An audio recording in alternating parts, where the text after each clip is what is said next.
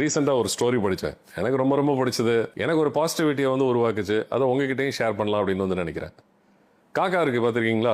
Daily வந்து அதுவும் especially இந்தியாவில் வந்து நிறைய காக்கா இருக்கும். காக்கா தான் வந்து சிட்டியை வந்து சுத்தம் பண்ணுது அப்படின்னு சொல்லுவாங்க. பட் இந்த காக்காவோட கரைச்சல் இருக்கு இல்லையா, கா கா கான்னு பயங்கரமாக வந்து சவுண்டு போடும். எரிச்சலாக தான் வந்து இருக்கும். இந்த கழுகு உங்களுக்கு வந்து தெரியும் இல்லையா, நல்ல உயரமாக வந்து பறக்கும், வேட்டையாடி வந்து சாப்பிடும். இந்த கழுகை பொறுத்தளவுக்கு வந்து பார்க்கும் போதே நமக்கு வந்து பிரம்மாண்டமாக இருக்கும், பயமாகவும் வந்து இருக்கும்.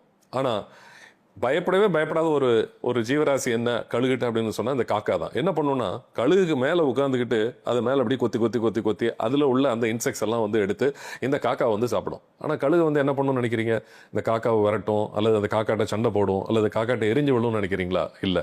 கழுகு என்ன பண்ணுன்னா, உயர உயர உயர உயர பறந்துகிட்டே வந்து இருக்கும். It rises, right. At one point of time என்ன ஆகும்னா, காக்காக்கு வந்து மூச்சு முட்ட ஆரம்பிச்சிடும். ஏன்னா அந்த ஹைட்டுக்கு போகிறதுக்கு காக்காக்கு வந்து தெரியாது. இப்போ என்ன ஆகும், காக்கா ஆட்டோமேட்டிக்காக வந்து கழுகு மேலேருந்து ஏறி கீழே குதிச்சிடும். கீழே வந்து பறக்க ஆரம்பிச்சிடும். கழுகு மேலே போய்கிட்டே வந்திருக்கும். இப்படி தான் நம்மளுடைய வாழ்க்கையிலையும் நம்ம கிட்ட சுற்றி இருக்கிறவங்க நெகட்டிவாக வந்து நம்மளை பற்றி பேசுவாங்க. உன்னால் இது பண்ண முடியாது அப்படின்னு வந்து சொல்லுவாங்க. நம்மளை பற்றி தப்பு தப்பாக வந்து பேசுவாங்க, அவதூறு பேசுவாங்க, புறம் பேசுவாங்க.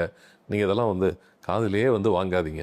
எப்படி அவங்கள வாயடைக்க வைக்கணும் அல்லது மூச்சிறைக்க வைக்கணும்? Just by rising.